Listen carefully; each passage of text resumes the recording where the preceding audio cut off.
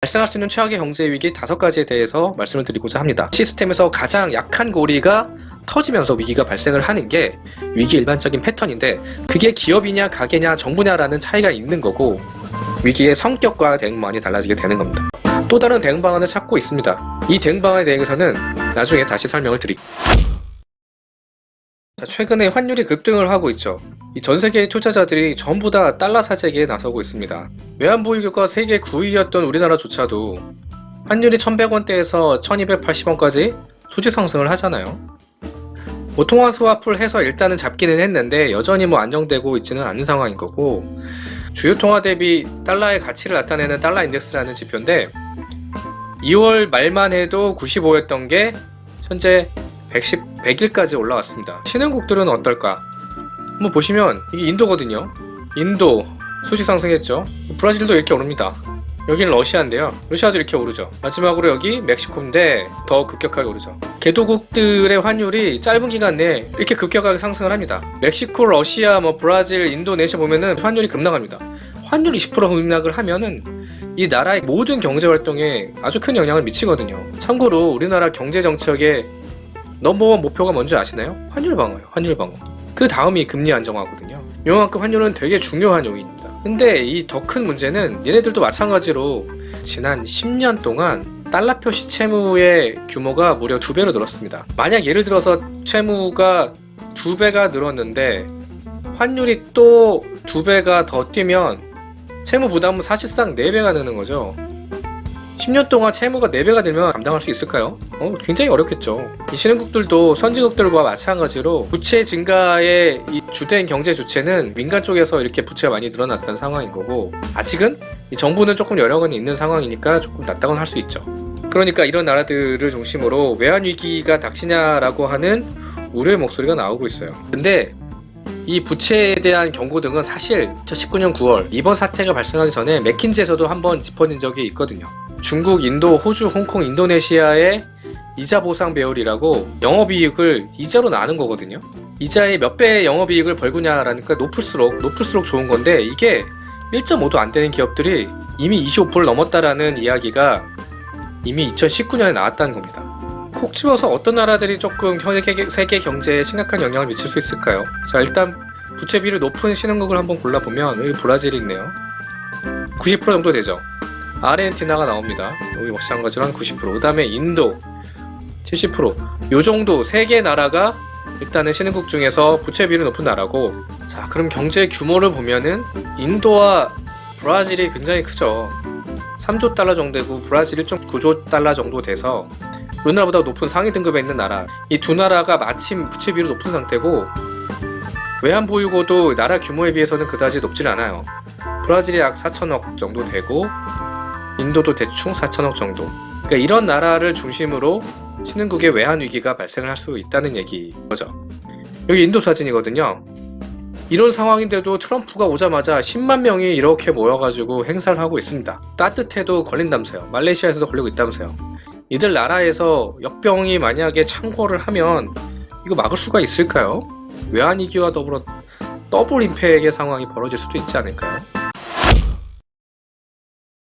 3월 14일 화이트데이에 워싱턴 포스트가 세계 금융위기가 온다면 이탈리아에서 시작할 거다라는 얘기를 했어요. 그 이유는즉슨 국내 총자산 대비 정부 부채 비율이 135%로 유럽 국가 중 제일 높다라는 거죠.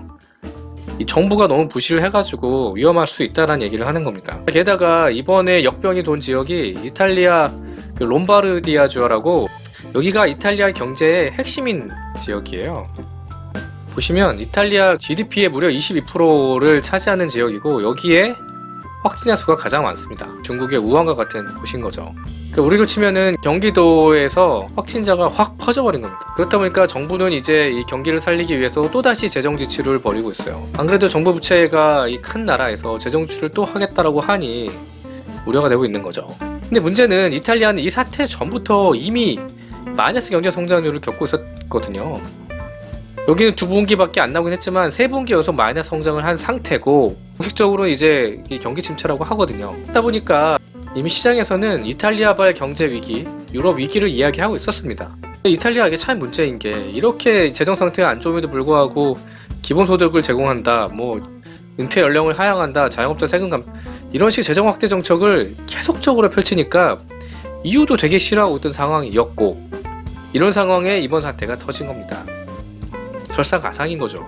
이게 이탈리아 국채금리인데, 보시면 작년 하반기 이후로 그래도 쭉 안정적으로 되어 있다가 이번 사태로 이탈리아 금리가 급등을 합니다. 국채금리가 이렇게 급등한다는 얘기는 국가 부도의 위험이 높아졌다는 얘기고, 또 다른 지표로 이건 CDS라고 부도 위험을 나타내는 지표인데, 이 부도 위험도 이 금융위기 2008년 금융위기 사태 이후로 가장 높은 수준입니다. 가장 높은 수준으로 이미 시장에서는 이탈리아발 금융위기의 가능성을 굉장히 높게 보고 있는 상황이에요. 만약 이 이탈리아가 국가 부도를 선언을 하면 무슨 일이 벌어지느냐, 이 유럽계 은행들이 전부 다 부실화될 수 있는데, BNP 파리바가 무려 1,500억 유로, 크레딧 아그레클이 프랑스 990억 유로, 도이치 300억 유로, 이런 유럽의 여러 은행들이 연쇄적으로 부실해지는 상황, 금융위기의 상황으로 연출될 수 있다는 겁니다. 규모 1,500유로라면 감이 잘 안 오시죠? 1,500유로면은 대략 한 210조 정도 되거든요. 210조가 날아갈 수 있다는 얘기예요. 이런 사태가 벌어지면 은행들이 뭐 버텨낼 수 있겠어요? 정리하면 이탈리아 부도가 생기면 유럽 금융기관들이 연쇄적으로 부실해지고, 이게 결국 전 세계적인 금융위기로 연결될 수 있어요. 그럼에도 불구하고 처음에 이 ECB에서는, 유럽 중앙은행이죠. 유럽 중앙은행에서는 그다지 이탈리아를 도와주고 싶은 마음은 없었어요. 이미 유럽 자체가 마이너스 금리인 상태라 뭐 통화의 수단 자체도 사실 없기도 했고, 아까 말씀드린 대로 뭐 이탈리아는 좀 도와주고 싶지 않은 마음도 좀 있고요. 그런데 이제 3월 11일쯤 되니까 얘네를 도와주지 않으면, 얘네에서 이 역병을 막지 못하면 유럽 전체가 다 무너질 것 같으니까 유럽에서 긴급하게 34조 원을 도와주겠다라는 얘기를 합니다. 물론 이제 독일은 또 이제 싫다라고 얘기를 하죠. 근데 이제 이걸로도 상황이 진정되지 않죠. ECB에서 또다시 7,500억 유로라는 어마어마한 규모의 긴급 프로그램을 가동을 하고, 심지어 말로는 할 수 있는 모든 걸 다 하겠다, 뭐 이런 얘기를 합니다. 그리고 유럽은 이미 질적 완화 프로그램을 돌리고 있었어요. 이 민간 기업에 이미 직접 돈을 넣고 있었다는 거거든요. 이것도 계속해서 더 늘려서 하겠다. 할 수 있는 모든 거를 통화은행이 하고 있어요. 그런데도 불구하고 시장에서는 그다지 가능하지 못합니다. 이 통화정책의 이 유효성 자체가 굉장히 떨어진다고 생각을 하는 거죠. 아무도 경제활동에 나서지 않는데 통화정책만으로는 이 경기 하강을 막기에는 역부족이다라는 판단인 겁니다. 자, 만약 이탈리아가 터진다면 무슨 일이 벌어질까? 이탈리아는 참고로 세계 9위, 이 나라가 부도가 나면은 전 세계에 연쇄적인 부도를 일으킬 거예요. 자, 이렇게 해서 5가지 위기 상황을 말씀드렸는데, 자, 다시 정리해서 보면은 이미 통화정책은 약발이 다 했다. 돈을 풀 수 있는 대로 풀어봤자 이미 저금리라서 금리 여력도 없고, 양적 완화는 이미 계속해서 하고 있는 상황에서 조금 더 늘린다고 효과가 과연 얼마큼 있을지 좀 미지수고, 남은 건 재정정책인데, 재정정책을 쓸 수 있는 나라는 전 세계에서 많지 않죠. 전부 다 이미 부채가 너무 많은 상황이어서 재정정책을 쓸 수 있는 상황은 아니고, 그러면은 이 상황에서 어떤 방법이 있냐? MMT라고 하는 새로운 정책 수단이 깎아먹고 있습니다. 이건 굉장히 좀 파격적인 방안인데, 작년 5월에 한번 이게 확 유행이 불었어요. 통화의 시대가 끝나고 재정의 시대가 오냐라는 얘기인데, 이게 뭐냐면은 기존 주류 경제 이론에 따르면 정부가 이 재정 적자를 내서 시중의 물량을 풀면 금리가 오르고 민간의 투자와 소비가 줄어드는 부정적 효과, 이 구축 효과로 하는 이런 게 나타나는데, 아무리 돈을 푸는데 금리와 물가가 꼼짝도 하지 않고 있는 상황, 굉장히 이상한 상황이라는 거죠. 그러니까 이 현대통화 이론이라는 거는 쉽게 말하면 정부는 돈을 무제한으로 풀어라. 정부가 빚이 생기면 중앙은행이 그냥 화폐 찍어서 정부한테 주면 된다. 그러니까 빚 걱정하지 말고 무제한으로 시중에 풀어가지고 경기를 살려라라는 얘기예요. 정부와 중앙은행을 동일한 플레이어로 간주를 하고, 중앙은행이 화폐를 찍어서 정부에 주고, 정부는 재정을 지출해가지고 시중에 돈을 풀고, 이 돈은 세금으로 다시 정부가 걷어들이면 된다라는 논리죠.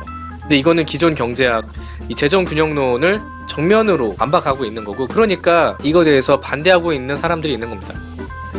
야, 세상에 공짜 점심이 어딨냐? 돈 많고 찍어내야 돼 재정위기 겪으면 이건 돌이킬 수 없다. 초인플레이션도 있을다라고 우리 버핏 형이 얘기하고 있고요. 반론도 있는데, 양적 완화 같은 방식의 통화 지출은 자산 가격의 버블만 만들고, 실제로 이게 이 서민이라든가 이런 사람들한테는 돈이 흘러가지 않아가지고 양극화만 심하게 만든다. 근데 이 MMT가 식으로 정부가 재정 지출을 한다고 생각을 해보시면 이 정부의 재정 지출은 저소득층한테 직접 돈을 꽂아줄 수 있잖아요. 이 인프라 투자 같은 데에도 직접 돈을 넣을 수 있어요. 즉 필요한 타겟을 명확히 해가지고 돈을 꽂을 수 있으면 이 양극화 현상을 개선할 수 있다라는 또 다른 장점도 있다는 겁니다. 버니 샌더스 같은 민주당 대선 후보가 이 이론의 열렬한 지지자였고 일본도 이거에 대해서 굉장히 관심이 많습니다. 똑같은 상황이잖아요. 아무리 돈을 풀어도 시중에 인플레이션이 발생하지 않고 돈은 계속 잠긴 상황이니까 그냥 재정을 무한대로 풀어버리자. 이러면 어떻게 될까? 이런 거대한 실험을 일본도 고민을 하고 있습니다. 물론 일본 중앙은행은 좀 반대를 하고 있어요. 아베 같은 경우는 싫지만은 않다라는 반응을 보이고 있는 거죠. 우려의 목소리는 뭐냐? 이 MMT는 통제받지 않는 통화 권력이잖아요. 어떤 정권이든 간에 정권을 잡고 나면 경기를 활성화시키고 싶고 아무도 이걸 견제하지 못하면 미친듯이 돈을 풀어가지고 경기를 활성화시킬 거 아닙니까? 그러면은 인플레이션이 엄청 오르겠죠. 그렇기 때문에 과거 이 중앙은행과 이 정부를 분리해 놓은 건데 이거를 깨자는 얘기는 기본적인 시장 자본주의의 안정성을 송두리째 흔들 수도 있는 위험은 있습니다. 그렇지만 상황이니만큼 MMT는 피할 수 없다라는 이야기들이 조금씩 흘러나오고 있습니다. 과연 이 각국의 이 정부가 이 MMT를 쓸까요? 한번 상황의 추이를 지켜보시죠.